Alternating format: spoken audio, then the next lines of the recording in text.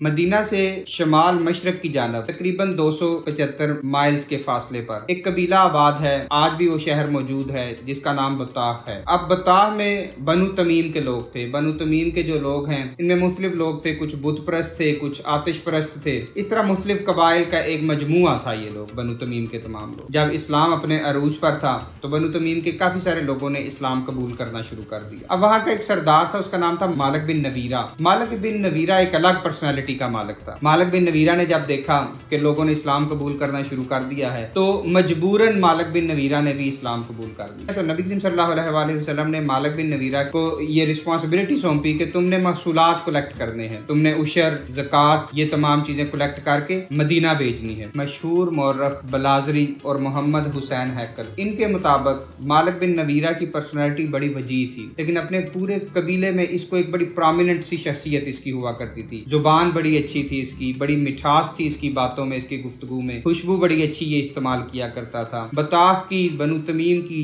کوئی خاتون ایسی نہیں تھی کہ جو یہ نہیں چاہتی تھی کہ مالک بن نویرہ کی اس کے ساتھ شادی ہو جائے یا مالک بن نویرہ کا اس کے ساتھ کوئی تعلق قائم ہو جائے. اب مالک بن نویرہ کرتا کیا تھا, وہ کسی بھی عورت کو پرماننٹلی اپنے ساتھ نہیں رکھتا تھا. وہ کچھ دنوں کے لیے, کچھ مہینوں کے لیے اپنے ساتھ لگاتا, اس کو چھوڑتا, پھر کسی اور کو دوبارہ اپنے ساتھ لگا لیتا. لیکن اس کی پرسنالٹی میں ایک اٹریکشن تھی کہ جو لوگوں کو اس کی طرف کھینچ لایا کرتی تھی. بنو تمیم کا ایک عام سا آدمی تھا جس کا نام تھا المنہال. المنہال کی ایک بیٹی تھی جس کا نام لیلا تھا. لیلا بچپن سے ہی بڑی خوبصورت تھی, لیکن جیسے جیسے وہ جوان ہوتی جا رہی تھی اس کا حسن اور نکھر کر سامنے آتا جا رہا تھا. جس طرح مردوں میں مالک بن نویرہ ایک حسین ترین, ایک وجیح ترین مرد تھا بطاح میں, اسی طرح بنو تمیم میں جب لیلا جوان ہوئی تو لیلا کی پرسنالٹی میں بھی وہ ایک مقناطیسیت تھی کہ بطاح بنو تمیم کا ہر مرد یہ چاہتا تھا کہ لیلا کے ساتھ اس کا تعلق قائم ہو جائے. اب سارا بطاح بنو تمیم اس کے اوپر جان دیتا تھا, لیکن ایک شخص ایسا تھا جو لیلا کو لفٹ نہیں کرواتا تھا, اور لیلا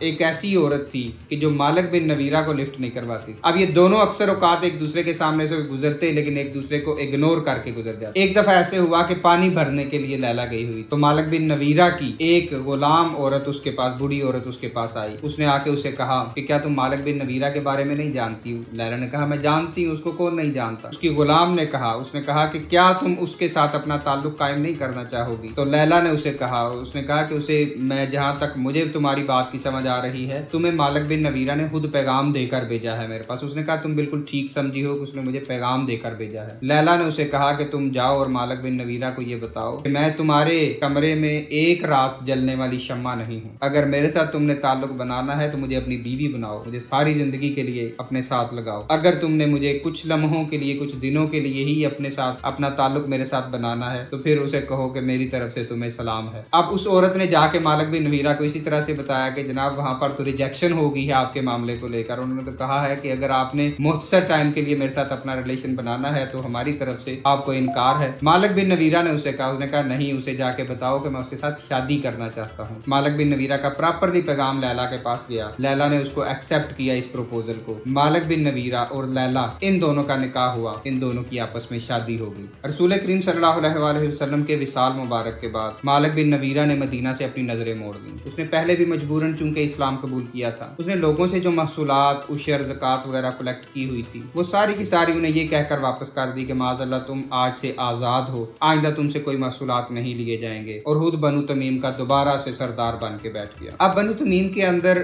اس کی رائے کے اوپر کنٹراڈکشن تھی, مختلف لوگوں کی مختلف آراء تھی اس کے بارے میں. اب یہ بنو تمیم بیسیکلی 3 حصوں میں بٹ گیا تھا, جن میں ایک حصہ یہ تھا جو کہتے تھے کہ ہم نے زکوٰۃ, عشر یہ دینا ہے کیونکہ ہم اللہ کے سچے پیغمبر صلی اللہ علیہ وآلہ وسلم پر ایمان لے کر آئے ہیں. دوسرا دھڑا وہ تھا کہ جو کہتے تھے کہ ہم نے زکوٰۃ, عشر نہیں دینی. اور تیسرا قبیلہ وہ تھا کہ جسے بھی سمجھ ہی نہیں آ رہی تھی کہ ہم کیا کریں, ہم مدینہ والوں کا ساتھ دیں یا مالک بن نویرہ کا ساتھ دیں. اب جب یہ تینوں لوگ آپس میں تقسیم ہو گئے, سجاح کی انٹری ہوئی. سجاح کے بارے میں ہم جیسے پہلے ذکر کر چکے ہیں کہ سجاح نے بھی نبوت کا دعویٰ کیا تھا, مسلمہ نے اسے ایک رات اپنے پاس رکھا بھی تھا, یہ ہم پہلی ایپیسوڈز میں ذکر کر چکے ہیں. سجاح بطاح میں آ گئی. اس نے آ کے مالک بن نویرہ کے ساتھ ملاقات. اس نے مالک بن نویرہ سے کہا کہ دیکھو تمہارے پاس بھی لشکر ہے, دستے ہیں, فوجی ہیں, میرے پاس بھی دستہ موجود ہے, کافی بڑی تعداد میں اس کا لشکر تھا. انہوں نے کہا ہم دونوں مل کر مدینہ کے اوپر حملہ کرتے ہیں اور معاذ اللہ مدینہ کو تہس نہس کر دیتے ہیں. مالک بن نویرہ کو چونکہ اپنی آلریڈی ایک پریشانی لگی ہوئی تھی کہ وہاں پہ موجود لوگ جو ہیں وہ 3 حصوں میں تقسیم ہو चुके थे, उसके कबाइल की आपस में इत्तेफाक इत्तेहाद खत्म हो चुका था। मालिक बिन नवीरा ने सज्जाद से ये कहा कि देखो हम मदीना के ऊपर बाद में हमला करेंगे, पहले बनु तमीम के मामले को देखते हैं। सज्जाद के बारे में कहा जाता है कि पहली नजर में देखते ही मालिक बिन नवीरा के ऊपर अपना दिल हार बैठी थी। खूबसूरत इतना था। सज्जाद ने मालिक बिन नवीरा के साथ इत्तेफाक किया और उसे कहा कि बताओ हमने क्या। उसने कहा जी वो कबीले जो हमारे साथ हैं उनको हम अपने साथ रखते हैं, जो हमारे अगेंस्ट हैं उनके अगेंस्ट हम लश्कर कुशी करते हैं। अब हुआ क्या कि सिर्फ एक कबीला जिसका सरदार का नाम था वकी, वो वकी इनके साथ आके मिल गया। बाकी तमाम लोग, क्योंकि इन्होंने पैगाम भेजा था मसालेहत का, सिर्फ एक कबीले ने मसालेहत का वो पैगाम कबूल किया, बाकी किसी ने भी नहीं किया। उन सभी ने कहा जी हम अल्लाह के सच्चे रसूल पर ईमान लेकर आए हैं, हम ज़कात उशर देते हैं और देते रहेंगे। अब सज्जाह ने,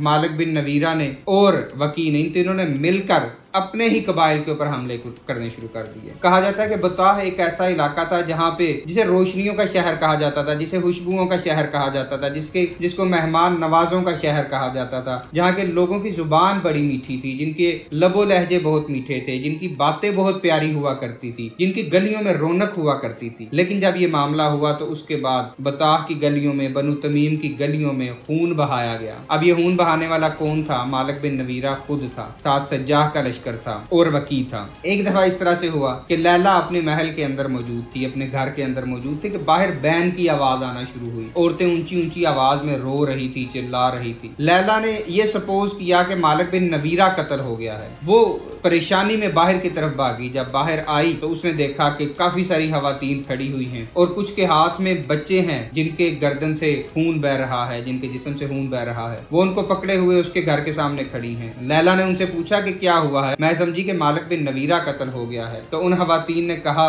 कि क्या तुम जानती हो कि मालिक बिन नवीरा ने अपनी दाश्ता बना लिया है सज्जाह को? क्या तुम जानती हो अपना ताल्लुक सज्जाह के साथ बना लिया है? उसने, सज्जाह ने और मालिक बिन नवीरा ने मिलकर हमारी बस्तियों के ऊपर हमला किया है, उन्होंने हमारे बच्चों को कत्ल कर दिया है। तुम जानती हो कि तुम्हारी वो सोतन है सज्जाह। इस तरह की बातें उन खवातीन ने की कि जो इसके लैला के पाँव के नीचे से जमीन और सर से आसमान हटाने के लिए काफी थी। लैला बहुत परेशान हुई। उसने उनके हाथों में बच्चे देखे। इतनी देर में एक और औरत अपने साथ छोटा बच्चा लेकर आई। उन्होंने कहा ये देखो मेरा बच्चा, इसको तुम्हारे हामद ने यतीम कर दिया है। क्या तुमने अपने हामद को ये नहीं बोला कि लोगों के बच्चों को यतीम ना करो, कल को तुम अगर मर गए तो तुम्हारे बच्चे भी यतीम हो जाएंगे। लोगों के बच्चों को कत्ल ना करो, कल को तुम्हारे बच्चे भी कत्ल हो सकते हैं। लैला बहुत परेशान हुई। उसने उन 3 खवातीन को अपने साथ अपने घर के अंदर ले गई। उनसे वो बच्चे लिए और उन बच्चों को उसने उस बिस्तर के ऊपर लटा दिया जिस बिस्तर के ऊपर लैला और मालिक बिन नवीरा लेटा करते थे, सोया करते थे। वहां पे लटा के उसने उन खवातीन को कहा कि तुम मेरा बच्चा ले जाओ और इसके टुकड़े टुकड़े कर दो, अगर तुम्हारे दुख का मदावा इससे होता है। उन खवातीन ने कहा कि हमने तुम्हारे बच्चे का खून क्यों करना है, हम अपने बच्चे के खून को रो रहे हैं। अब कहा जाता है कि मालिक बिन नवीरा रात के वक्त, मालिक बिन नवीरा लैला के साथ बहुत ज्यादा अट्रैक्ट था, बहुत ज्यादा मोहब्बत इश्क करता था लैला के साथ। नॉर्मली होता इस तरह से था कि सरदार अपने साथ अपनी बीवियों को लेकर जाते थे, लेकिन मालिक बिन नवीरा लैला को नहीं लेकर जाता था कि कहीं लैला को नुकसान ना पहुंचे। अगर करीब होता तो डेली इसके पास आता, इसको आके मिल के जाया करता था। मालिक बिन नवीरा जब आया तो लैला के अंदर उसने वो मकनातीसियत महसूस ना की, उसकी आंखों में अपने लिए वो मोहब्बत महसूस ना की। उन आंखों में आंसू थे, वो परेशान थी, उदास थी। मालिक बिन नवीरा ने उससे आके पूछा क्या हुआ, क्यों उदास हो? उसने कहा कुछ भी नहीं। अपने